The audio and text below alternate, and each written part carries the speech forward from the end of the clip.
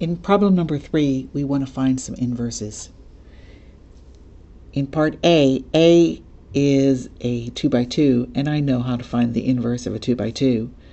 An inverse for a matrix with entries A, B, C, D is found by first finding the determinant, and it's 1 over AD minus BC times the matrix with entries where A and D are switched and B and C become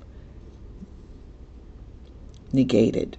And so in this particular case, the determinant of A is 5 times 1 minus 2 times 2, which is 1, and 1 over 1 is 1, so we don't have to worry about that.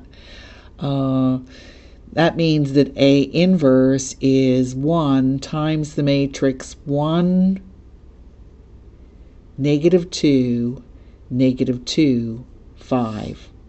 That's it.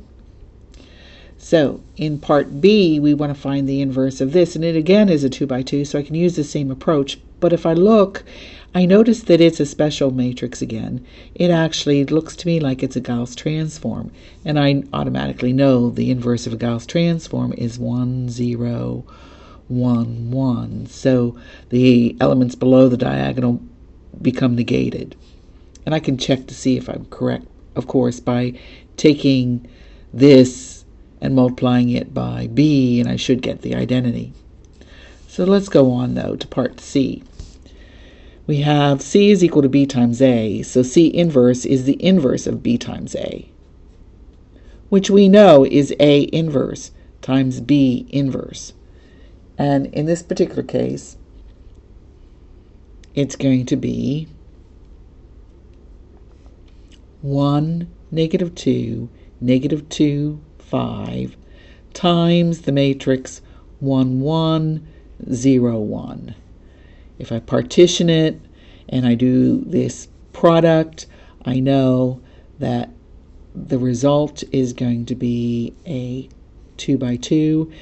If I think about it, the first column is going to be found by taking A inverse times this first column, and multiplying by 1, 1 just means that we're finding the results by adding the entries in the row. So this becomes negative 1, positive 3.